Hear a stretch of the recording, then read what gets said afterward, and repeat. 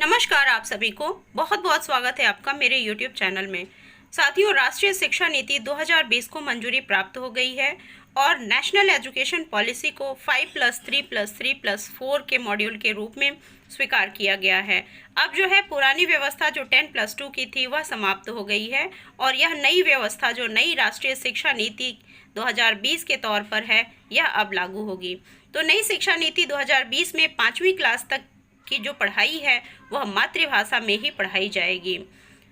इससे पहले 1986 में शिक्षा नीति लागू की गई थी और 1992 में इस नीति में कुछ संशोधन किए गए थे, यानी 34 साल बाद देश में एक नई शिक्षा नीति लागू की जा रही है और यह आप सबके बीच में जल्दी ही आने वाला है। आइए देखते हैं कि और भी क्या मुख्य बिंदुएं हैं जो इसमें शामिल हैं।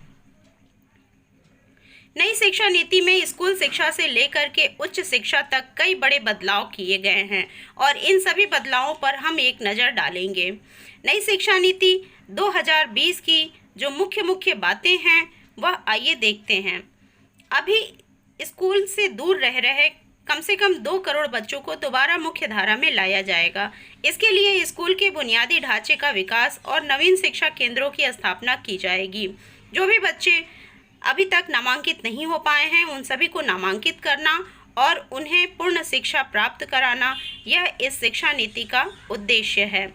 शिक्षा नीति 2020 में साल 2030 तक स्कूली शिक्षा में 100% GER अर्थात कि ग्रॉस इनरोलमेंट रेशियो के साथ माध्यमिक स्तर तक एजुकेशन फॉर ऑल का लक्ष्य रखा गया है। इस एजुकेशन फॉर ऑल के लक्ष्य में पहले ऐसा था कि पहले की व्यवस्था में बच्चे जो है नामांकित हो जाते थे और वह 6 से 14 साल तक की अनिवार्य शिक्षा को प्राप्त करने के बाद शिक्षा से वंचित हो जाते थे।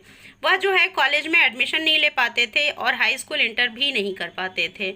अभी जो है इसी वजह से नई शिक्षा नीति में माध्यमिक स्तर तक सभी बच्चों के लिए अनिवार्य एजुकेशन को रखा गया है। नई शिक्षा नीति में 5वीं क्लास तक मातृभाषा, स्थानीय या फिर क्षेत्रीय भाषा में पढ़ाई का माध्यम रखने की बात कही गई है। इसे क्लास 8 या उससे आगे भी पढ़ाया जा सकता है। विदेशी भाषाओं की पढ़ाई सेकेंडरी लेवल से होगी। हालांकि नई शिक्षा नीति में यह भी कहा गया है कि किसी भी भाषा को थोपा नहीं जाएगा, अर्थात कि कोई स्कूल अगर चाहता है कि वह इंग्लिश मीडियम में पढ़ाए तो वह स्वच्छंद है, वह इंग्लिश मीडियम में पढ़ा सकता है और कोई विद्यालय अगर हिंदी मीडियम में पढ़ाना चाहता है तो वह भी अपने विद्यालय में हिंदी मीडियम में पढ़ाई करा सकता है। स्कूल पाठ्यक्रम के 10+2 ढांचे की जगह 5+3+3+4 का नया पाठ्यक्रम संरचना लागू किया जाएगा, जो कि क्रमशः 3 से 8 वर्ष, 8 से 11 वर्ष, 11 से 14 वर्ष और 14 से 18 वर्ष की उम्र के बच्चों के लिए है।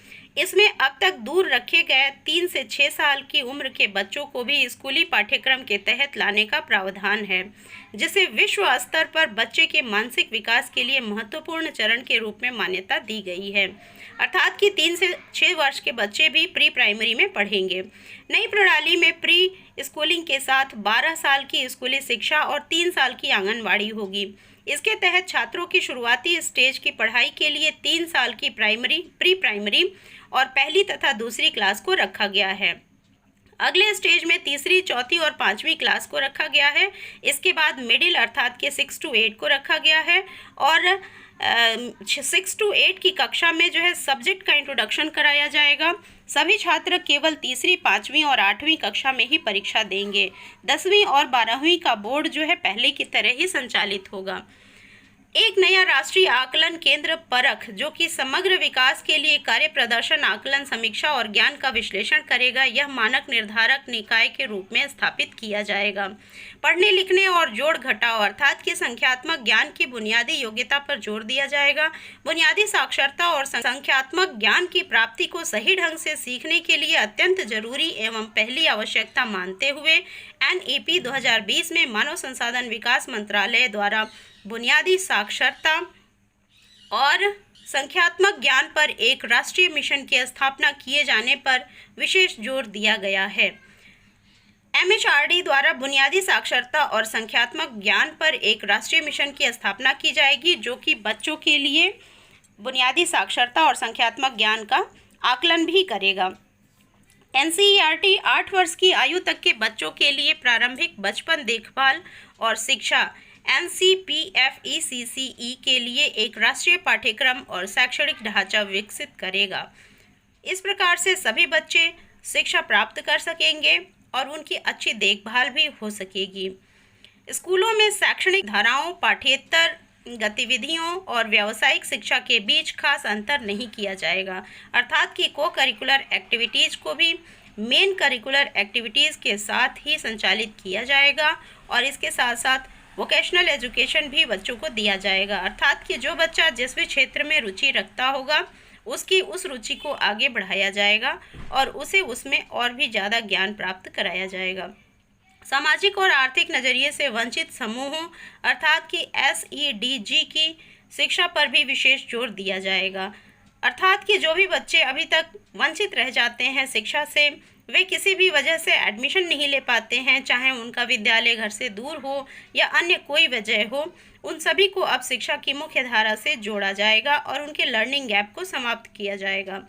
शिक्षकों के लिए राष्ट्रीय प्रोफेशनल मानक NPST राष्ट्रीय अध्यापक शिक्षा परिषद द्वारा वर्ष 2022 तक विकसित किया जाएगा। इसे मानव संसाधन विकास मंत्रालय का नाम बदल करके शिक्षा मंत्रालय कर दिया गया है। GDP का 6% शिक्षा में लगाने का लक्ष्य रखा गया है, जो कि अभी 4.43% है। नई शिक्षा नीति का लक्ष्य 2030 तक 3 से 18 आयु वर्ग के प्रत्येक बच्चे को गुणवत्तापूर्ण शिक्षा प्रदान करना है। छठी क्लास से वोकेशनल कोर्स शुरू किए जाएंगे। इसके लिए इसके इच्छुक छात्रों को छठी क्लास के बाद से ही इंटर्नशिप करवाई जाएगी। इसके अलावा म्यूजिक और आर्ट्स को भी बढ़ावा दिया जाएगा। इन्हें पाठ्यक्रम में भी लागू किया जाएगा। HECI के 4 स्वतंत्र वर्टिकल होंगे। विनियमन के लिए राष्ट्रीय उच्चतर शिक्षा नीति परिषद अर्थात कि NHERC, मानक निर्धारण के लिए सामान्य शिक्षा परिषद अर्थात कि GEC, वित्त पोषण के लिए उच्चतर शिक्षा अनुदान परिषद और प्रत्यायन के लिए राष्ट्रीय प्रत्यायन परिषद अर्थात कि NAC का भी गठन किया जाएगा और ये सारे परिषद जो है इसमें संचालन का कार्य करेंगे। उच्च शिक्षा में 2035 तक 50% GER अर्थात कि ग्रॉस एनरोलमेंट रेशियो पहुंचाने का लक्ष्य है। फिलहाल 2018 के आंकड़ों के अनुसार GER 26.3% है। उच्च शिक्षा में 3.5 करोड़ नई सीटें भी जोड़ी जाएंगी। पहली बार मल्टीपल एंट्री और एग्जिट सिस्टम भी लागू किया जा रहा है। आप इसे ऐसे समझ सकते हैं कि आज की व्यवस्था में अगर 4 साल इंजीनियरिंग पढ़ने या 6 सेमेस्टर पढ़ने के बाद किसी कारणवश अगर बच्चा आगे नहीं पढ़ पाता है तो फिर वह फिर से एंट्री ले सकता है। अगर वह जो है 2 साल का कोर्स किया, 1 साल का कोर्स किया या 3 या 4 साल का कोर्स किया तो उसके अनुरूप उसे डिग्री प्राप्त हो जाएगी। नई शिक्षा नीति में छात्रों को ये भी आज़ादी होगी कि अगर वो कोई कोर्स बीच में छोड़कर दूसरे कोर्स में दाखिला लेना चाहते हैं तो वह पहले कोर्स से एक खास निश्चित समय पर वापस फिर आ भी सकते हैं। उच्च शिक्षा में कई बदलाव किए गए हैं। जो छात्र रिसर्च करना चाहते हैं उनके लिए 4 साल का डिग्री प्रोग्राम होगा। जो लोग नौकरी में जाना चाहते हैं वो 3 साल का ही डिग्री प्रोग्राम करेंगे, लेकिन जो रिसर्च में जाना चाहते हैं वो 1 साल के MA के साथ 4 साल के डिग्री प्रोग्राम के बाद सीधे PhD कर सकते हैं। MPhil करने की आवश्यकता नहीं है। शोध करने के लिए और पूरी उच्च शिक्षा में एक मजबूत अनुसंधान संस्कृति तथा अनुसंधान क्षमता को बढ़ावा देने के लिए एक शीर्ष निकाय के रूप में नेशनल रिसर्च फाउंडेशन की स्थापना की जाएगी। इससे बच्चों को शोध में सहायता मिलेगी। NRF का उद्देश्य विश्वविद्यालयों के माध्यम से शोध की संस्कृति को सक्षम बनाना होगा। NRF स्वतंत्र रूप से सरकार द्वारा एक बोर्ड ऑफ गवर्नर्स द्वारा शासित होगा। नई शिक्षा में इस तरह की तमाम व्यवस्थाएं हैं। उच्च शिक्षा संस्थानों को फीस चार्ज करने के मामले में भी पारदर्शिता रखनी होगी। SC, ST, OBC और अन्य विशिष्ट श्रेणियों से जुड़े हुए छात्रों की योग्यता को प्रोत्साहित करने का प्रयास किया जाएगा। छात्रवृत्ति प्राप्त करने वाले छात्रों को भी प्रगति को समर्थन प्रदान किया जाएगा। उसे बढ़ावा देना और उनकी प्रगति को ट्रैक करने के लिए राष्ट्रीय साक्षर छात्रवृत्ति पोर्टल का भी विस्तार किया जाएगा। निजी उच्च शिक्षण संस्थानों को अपने यहाँ छात्रों को बड़ी संख्या में मुफ्त शिक्षा और छात्रवृत्तियों की पेशकश करने के लिए प्रोत्साहित भी किया जाएगा। ई पाठ्यक्रम क्षेत्रीय भाषाओं में विकसित किए जाएंगे। वर्चुअल लैब विकसित की जा रही है और एक राष्ट्रीय शैक्षिक टेक्नोलॉजी फोरम अर्थात NETF भी बनाया जा रहा है। हाल ही में महामारी और वैश्विक महामारी के वृद्धि होने के परिणाम स्वरूप ऑनलाइन शिक्षा को बढ़ावा देने के लिए सिफारिशों के एक व्यापक सेट को कवर किया गया है, जिससे जब कभी और जहां भी पारंपरिक और व्यक्तिगत शिक्षा प्राप्त करने का साधन उपलब्ध होना संभव नहीं है, गुणवत्तापूर्ण शिक्षा के वैकल्पिक साधनों की तैयारी को सुनिश्चित करने के लिए स्कूल और उच्च शिक्षा दोनों को ई शिक्षा की ज़रूरतों को पूरा करने के लिए MHRD में डिजिटल अवसंरचना, डिजिटल कंटेंट और क्षमता निर्माण में उद्देश्य से एक समर्पित इकाई बनाई जाएगी। सभी भारतीय भाषाओं के लिए संरक्षण, विकास और उन्हें और जीवंत बनाने के लिए नई शिक्षा नीति में पाली, फारसी और प्राकृत भाषाओं के लिए एक Indian institute of translation and interpretation राष्ट्रीय संस्थान की स्थापना करने, उच्च शिक्षण संस्थानों में संस्कृत और सभी भाषा के विभागों को मजबूत करने और ज़्यादा से ज़्यादा उच्च शिक्षण संस्थानों के कार्यक्रमों में